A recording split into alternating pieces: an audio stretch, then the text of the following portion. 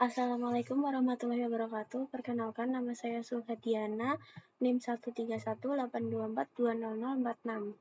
Di sini saya akan mempresentasikan proyek saya yang berjudul klasifikasi citra medis menggunakan convolutional neural network dengan studi kasus klasifikasi rongsen dada dengan orang normal dan juga orang yang terkena pneumonia. Proyek ini merupakan bentuk penerapan deep learning untuk membantu mengelompokkan citra medis ke dalam dua kelas secara otomatis. Yang saya akan menjelaskan dari yang pertama, studi kasus, dataset yang saya gunakan, metode dan arsitektur CNN, sampai hasil evaluasi model. Studi kasus yang saya gunakan adalah klasifikasi citra rongsen dada normal dan pneumonia.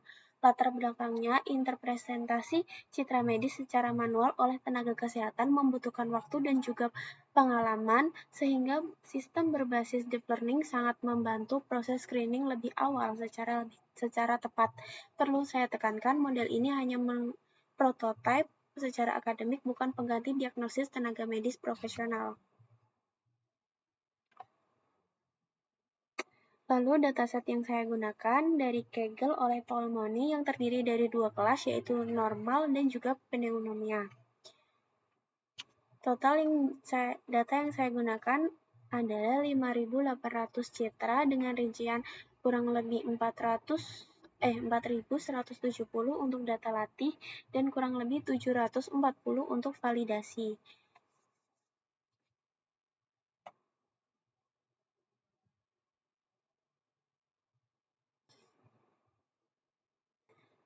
Sebelum masuk ke model, ada tahap pemrosesan data.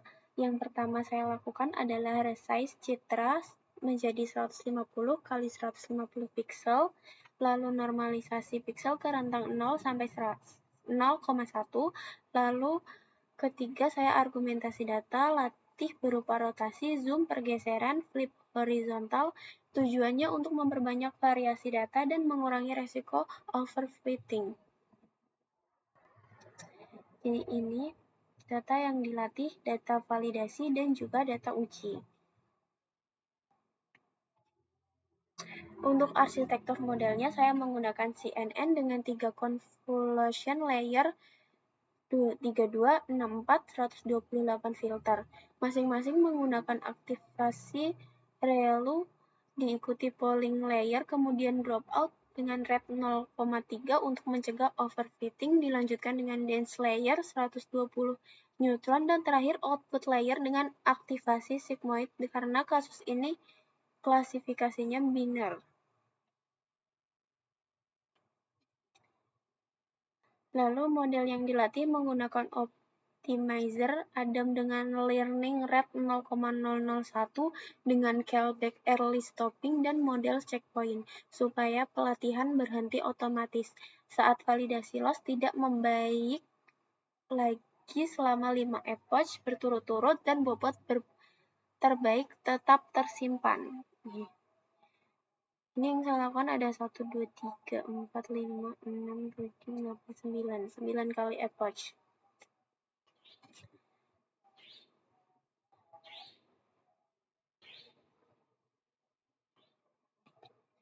Berikut hasil pelatihan model saya.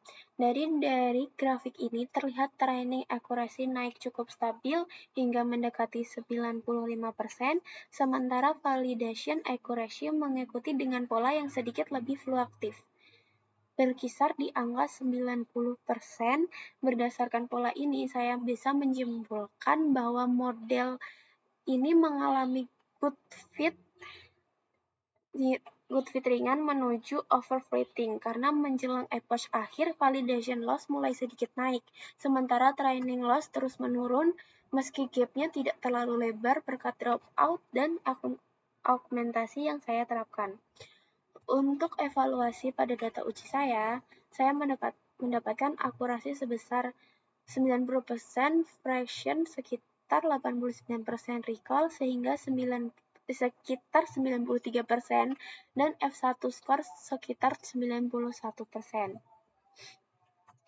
Lalu dari confusion matrix ini terlihat model lebih sering salah memprediksi citra normal sebagai pneumonia false positif dibanding sebaliknya. Ini penting karena dalam konteks citra medis, false negatif yaitu kasus sakit yang terprediksi normal jauh lebih beresiko dibanding false positif, karena bisa membuat pasien tidak mendapat penanganan yang seharusnya. Untungnya, rekal model yang saya gunakan cukup tinggi, menunjukkan model ini relatif baik dalam meminimalkan false negatif. Berikut beberapa contoh hasil prediksi yang saya bandingkan dengan label prediksinya. Ada 5 gambar yang menunjukkan gambar asli normal dan prediksinya pun normal.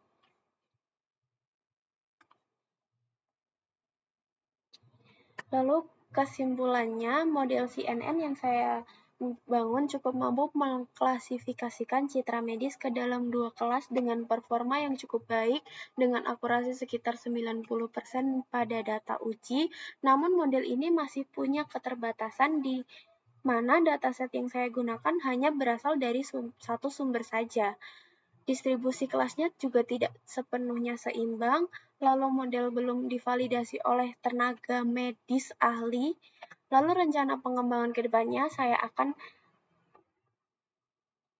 mencoba transfer learning dari model printed seperti ResNet atau EfficientNet untuk meningkatkan akurasi. Demikian hasil dari proyek saya dan presentasi saya. Terima kasih. Wassalamualaikum warahmatullahi wabarakatuh.